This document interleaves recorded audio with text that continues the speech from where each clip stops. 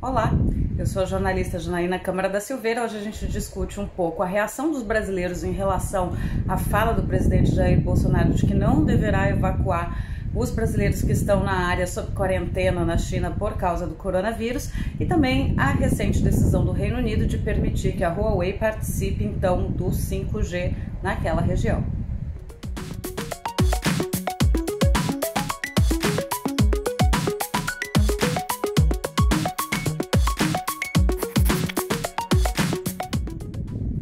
Hoje, como não poderia deixar de ser, o tema principal é o coronavírus, que, segundo os dados oficiais, já deixou 106 mortos, todos eles na China, e mais de 4.500 pessoas infectadas. Segundo a Comissão Nacional de Saúde da China, 976 pacientes estão em condições críticas. Apesar dos números alarmantes, muitos cientistas e infectologistas acreditam que o índice de mortalidade desse novo vírus, esse novo coronavírus, ele seja mais baixo do que outros já reportados, caso da SARS, que deixou 800 vítimas, cerca de 800 vítimas fatais entre os anos de 2002 e 2003. Entre a comunidade brasileira, no entanto, que está em Wuhan, e no grupo que eles têm no WeChat, que é uma espécie de WhatsApp chinês, há 59 integrantes, a principal discussão de hoje foi a declaração do presidente Jair Bolsonaro de que os brasileiros que estão lá não devem ser evacuados. Outros países já anunciaram medidas para tirar os seus cidadãos de lá, caso do Reino Unido, os Estados Unidos, a França, o Japão, têm estado em contato estreito com as autoridades chinesas para que seus cidadãos possam deixar então a região de Wuhan. Não apenas porque ela é o epicentro da descoberta e da difusão do novo vírus, do coronavírus, mas porque a cidade está em quarentena, e isso provoca também um certo desconforto. As pessoas têm o seu direito de ir e vir, então, tolhido. Então muitos brasileiros estão desconfortáveis, não só por estarem supostamente mais vulneráveis e expostos ao vírus, mas porque não conseguem escolher circular livremente. O embaixador do Brasil na China, o Paulo Stivaletti, já tinha dado uma entrevista hoje pela manhã à Rede Globo, em que ele disse que as autoridades chinesas pedem que esses cidadãos não sejam evacuados.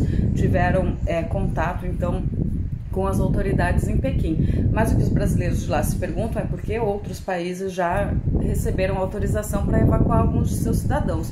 Os Estados Unidos, inclusive, já começou.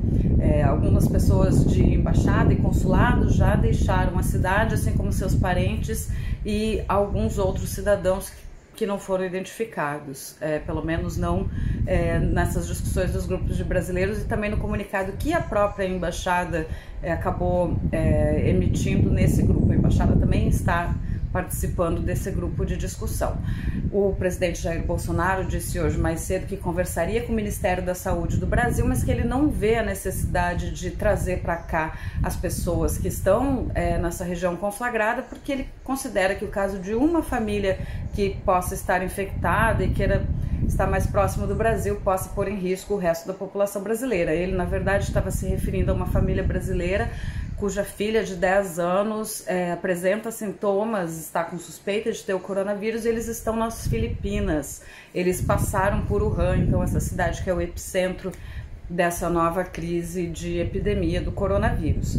E o presidente Jair Bolsonaro ainda fez uma declaração que é um pouco uma crítica à China, dizendo que nem sempre também os dados chineses podem ser absolutamente confiáveis. Então há aí todo um processo político, vamos ver como isso vai se resolver nos próximos dias, enfim, porque a quarentena ainda não tem um período exato para acabar. Hoje, a Rosana Pinheiro Machado, que é uma antropóloga e pesquisa a China desde o início dos anos 2000, na verdade um pouco antes, mas no início dos anos 2000 ela se dispôs a passar um ano na China, na cidade de Shenzhen, e também circulou pelo país e é a primeira cientista social brasileira a efetivamente buscar entender a China e estudá-la em loco. Ela fez uma coluna bastante interessante no The Intercept Brasil. Eu vou deixar também na descrição do link do vídeo um link para que vocês possam acessá-la. Discute muito as questões de desinformação e preconceito em relação à China e como a imagem do país é construída a partir de interesses políticos e econômicos. É bastante interessante, então, a gente entender a China a partir, também olhar para a China a partir dessas colocações que ela faz. Ela critica muito nossas visões preconceituosas de que a China estaria infestando o mundo desde os tempos dos seus produtos baratos e supostamente de baixa qualidade, e também agora sendo celeiro de doenças, de vírus que podem, enfim, provocar pandemias globais ou pandemias ao menos nacionais ou regionais.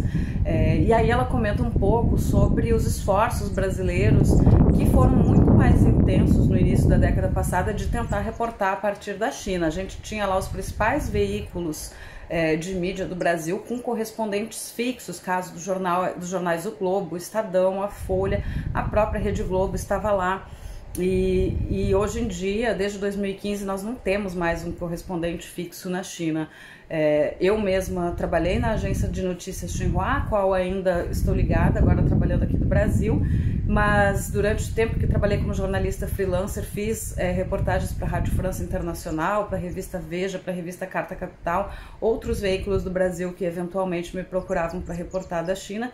E hoje não há profissionais de imprensa especializados pensando a China, olhando a China, descobrindo suas fontes, tentando entender todos os processos de um país que tem 1/5 da população mundial, grosso modo, tem um tamanho continental, né, geograficamente tão diverso, culturalmente tão diverso, e a gente não consegue ter um olhar próprio, né?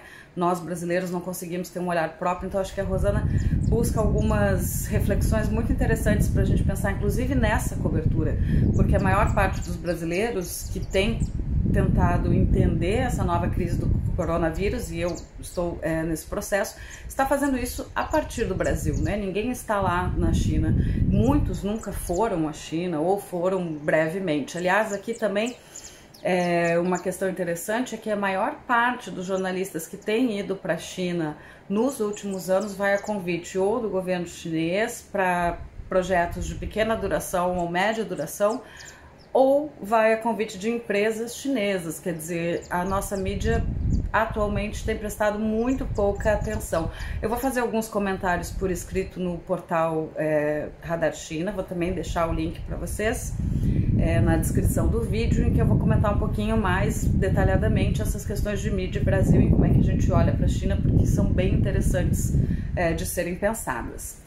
Uma notícia bastante comemorada hoje pela mídia oficial chinesa, é importante algum tipo de comemoração num tempo de tanta ansiedade em relação às notícias do coronavírus, é o fato de o Reino Unido ter permitido a participação da empresa Huawei no 5G do Reino Unido. Essa participação ela vai ser limitada, então eles só poderão participar com até 35% do fornecimento de peças e equipamentos, e a Huawei será proibida de atuar em áreas consideradas sensíveis, como instalações nucleares e militares. No entanto, se percebe esse sinal verde do Reino Unido como uma vitória para os chineses, já que a Huawei está no centro de discussão também tecnológica entre China e Estados Unidos. No ano que vem, o Brasil, ou até o final desse ano, o Brasil deve dar início ao leilão para a cobertura de 5G, que deve ser instalada no país até 2022,